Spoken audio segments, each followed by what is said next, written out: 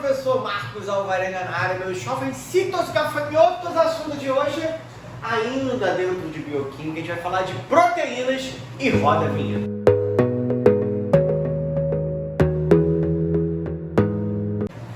Vamos que vamos, calma. Pera, antes de mais nada, de eu começar a falar de proteínas, você vai lá no meu Instagram, professor Marcos Alvarenga, e vai me seguir lá. Porque lá tem muito mapa mental para você, tem muita foto de quadro, tem as nossas pílulas de biodose, que são mini vídeos com dicas, bizu, definições de alguns termos que são importantes para você. Beleza? Galera, vamos lá. Antes de mais nada aqui, ó, proteínas. Depois desse assunto, a gente vai falar especificamente de enzimas. Porém, para a gente começar a pincelar, a gente já viu aqui, ó, o que são substâncias orgânicas. E lembra, inorgânica é só a água e os sais minerais. Porque estruturas orgânicas têm em seu esqueleto aqui, ó, carbono. Olha aqui o carboninho, que coisa bonita. Então você vai ter uma sequência de carbonos que vai formar essa proteína. E aí, o que você tem que se ligar? O que é uma proteína? Uma proteína nada mais é do que a união de vários aminoácidos. Essa estrutura aqui representa um aminoácido. Você tem um carbono, um radical, hidrogênio, hidroxila e um grupamento amina. Beleza? Essa é a estrutura de um aminoácido. Vários carinhas desses ligados formam uma proteína. A ligação entre dois aminoácidos, essa ligação aqui, ó, chama-se ligação peptídica. Então, o que une dois aminoácidos é uma ligação peptídica. E aí, olha o bizu aqui, ó. Se eu te digo que uma proteína tem 4 aminoácidos, quantas ligações existem nessa proteína? Ligações peptídicas? 1, 2, 3. Então, o número de ligações é sempre 1 a menos ao número de aminoácidos. Por exemplo, se tem 4 aminoácidos, tem 3 ligações. Se tem 5 aminoácidos, são 4 ligações. Se são 100 aminoácidos, são 99 ligações. Jovem gafanhoto ou meu jovem guerrinho? Isso é bizu. O número de ligações é sempre 1 a menos do que o número de aminoácidos. Beleza? Um outro ponto importante, e aí eu vou te dar um bizuzinho aqui, ó. Você pega aqui 2 aminoácidos, certo? Se eu adicionar água, eu quebro essa ligação peptídica. Então sofreu hidrólise. Então aqui tem 2 aminoácidos, é um dipeptídeo. Quando eu coloco água, a água realiza hidrólise, quebra a ligação, 2 aminoácidos livres. Da mesma forma, se eu remover água, eu refaço a ligação. Então eu peguei 2 aminoácidos, removi água, voltei a ter um dipeptídeo. Eu sintetizei ao remover a água. A gente chama de síntese por desidratação. Só bizu. Outro ponto importante, olha para cá. Existem aminoácidos apolares. Já vimos que são substâncias apolares, não tem carga. Existem aminoácidos polares. Então, se existem aminoácidos apolares e aminoácidos polares, eu posso ter uma proteína com porção polar ou com porção apolar. Vai depender do tipo de aminoácido que está ligado. Então, se eu tenho aminoácidos apolares e aminoácidos polares, eu vou ter proteína com composição polar, apolar, polar e apolar. Beleza? Outra coisa importante, existem aminoácidos ácidos, possuem carga negativa, ou seja, além desse grupamento hidroxila, existe um grupo à parte, o que define um ácido.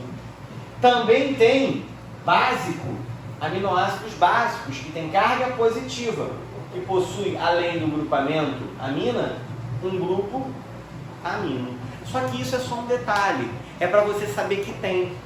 No Enem, isso nunca apareceu para você, mas se viesse uma afirmativa que proteínas podem ter estruturas polares e apolares, é verdade. Por quê? Se eu tenho aminoácidos com essa classificação e as proteínas são a união de aminoácidos, então eu tenho proteínas que podem ser polares e apolares. Beleza? Tranquilo. Agora olha para cá. Existem, no total, 20 tipos de aminoácidos, beleza? 20 tipos de aminoácidos. Os vegetais produzem todos os 20. Então, vegetal produz os 20 tipos de aminoácidos. Nós, animais, não. Nós temos que consumir 8, que são os essenciais. Ou seja, dos 20 tipos, nós produzimos 12. Por isso que chamamos de não essencial. Não é essencial que esteja na alimentação, porque nós produzimos 12. Essencial na alimentação, que nós não produzimos, 8. Só que olha um detalhe. Você pode estar estudando e você pode encontrar que no lugar de 8 aparece assim, existem 9. Aí vai depender da bibliografia. Você pode encontrar essenciais 8, não essenciais 12. Mas se você parar para ver, tem livro que fala essenciais 9, logo os não essenciais são 11. Nunca vai aparecer para você na sua prova. Se botar na tua prova, os aminoácidos essenciais são 9, verdade. São 8, verdade. Aí vai depender. Você vai ler lá no Enem, quando aparece 9 e 11. Beleza? Mas eu coloquei aqui porque tem gente que me pergunta, o aluno, eu li em tal livro, eu vi na internet. Tranquilo? Mas são 20 tipos. Não vai vir nada específico para você sobre isso. Papazinho, gostosinho. Continua. O tipo de proteína depende de 3 fatores. O número de aminoácidos que estão ligados, o tipo de aminoácido ligado, são 20 tipos, e a ordem. Então eu posso te dar 10 aminoácidos. Dependendo da ordem que você ligar eles, você tem um tipo de proteína.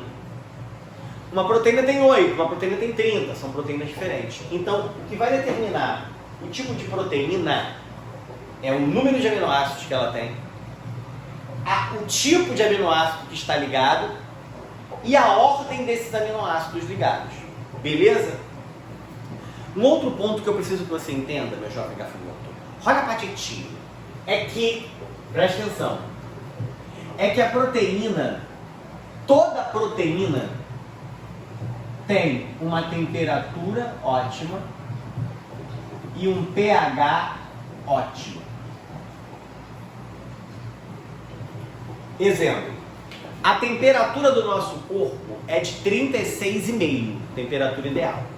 Logo, todas as nossas proteínas, seja uma proteína de transporte, a hemoglobina, nota que a proteína tem diversas funções. Tem proteína com função de transporte, hemoglobina, proteína com função de defesa, anticorpo, proteína com função de hormônio, insulina, proteína com função de contração, actina e miosina, proteína com função de coagulação, fibrina, e proteína com função digestiva, que é a enzima. Não importa qual é a função da proteína.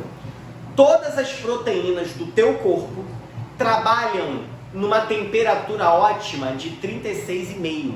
Significa que todas as proteínas a 36,5 estão no máximo de eficiência, no máximo de velocidade. Por que febre mata?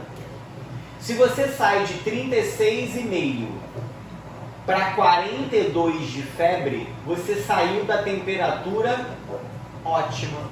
Dá uma perguntada nesse quadro aí. Vai, 30. Você saiu da temperatura ótima. Sempre que você sai da temperatura ótima de qualquer proteína, a proteína desnatura. Desnaturar significa que a proteína mudou sua forma. Se ela desnaturou, ela mudou a forma. Logo, ela não trabalha mais com eficiência. Ela diminui a velocidade com que ela deve trabalhar.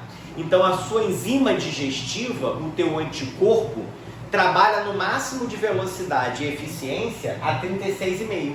Quando você vai para 42, o anticorpo desnatura. A enzima desnatura. Logo, ele não trabalha com eficiência. A velocidade de atuação é menor. E se a temperatura aumentar muito, a proteína desnatura tanto a ponto que ela é destruída. E aí, se a tua proteína é destruída, você morre.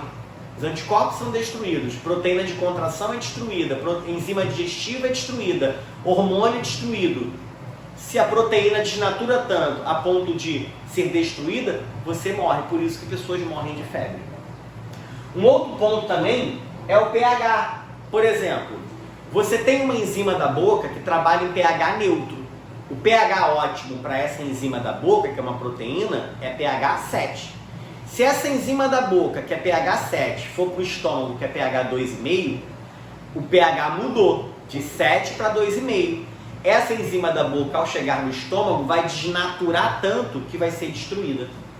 Ou se ela não for destruída, ela vai ser tão danificada que ela vai trabalhar com tanta ineficiência que ela não vai funcionar. Se eu pegar uma enzima do estômago, pH 2,5, e for jogar ela para o intestino, que o pH é 8, de 2,5 pH ótimo para o intestino 8, saiu do pH ótimo. Essa enzima vai desnaturar e vai ser destruída. Por exemplo, teu cabelo é enrolado. Aí você pega a chapinha, que é muito quente, passa. Teu cabelo fica liso. Se o teu cabelo é enrolado, é porque a proteína do teu cabelo tem aquele formato. Só que quando você submete ela a uma alta temperatura, você tira aquela proteína do teu cabelo da temperatura ótima. E aí por que o teu cabelo fica liso? Porque a proteína desnatura, adota um formato. Só que depois de um tempo ela volta. Ah, prof, então o processo de desnaturação pode ser revertido? Sim. Depende até que ponto eu desnaturei a minha proteína. Então, por exemplo, se eu pegar um anticorpo, tirar ele de 36,5 e botar para 40, ele vai desnaturar, vai mudar a sua forma, vai trabalhar com baixa velocidade, com ineficiência. Mas quando minha temperatura voltar, a desnaturação passa e ele volta ao formato normal. Então, dependendo do grau de desnaturação, a proteína pode desnaturar e voltar. Por isso, esse processo fica sendo repetitivo, às vezes a proteína é danificada e não volta. Tem vezes que você passa no cabelo e o cabelo cai.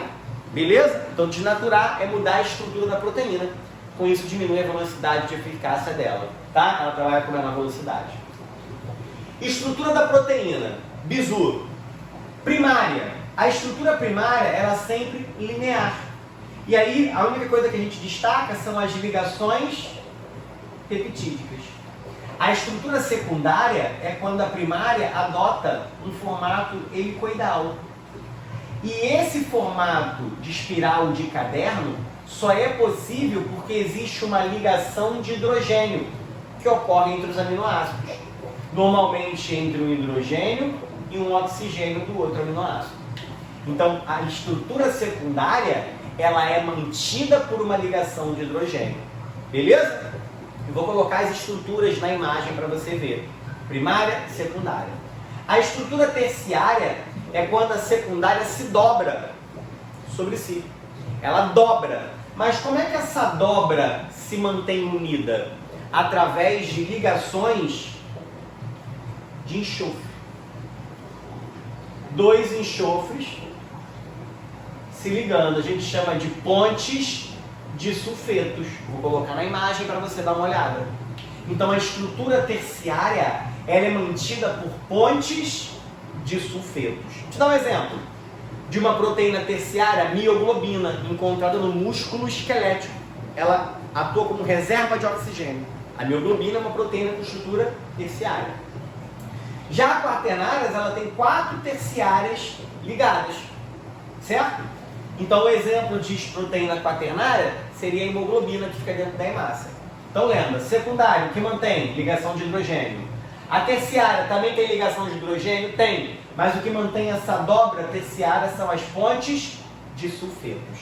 Beleza? Então galera, esse é o bizuzinho. A gente depois, acabou de assistir essa aula, já vai para o próximo vídeo e assiste a aula específica de enzimas. Tranquilo?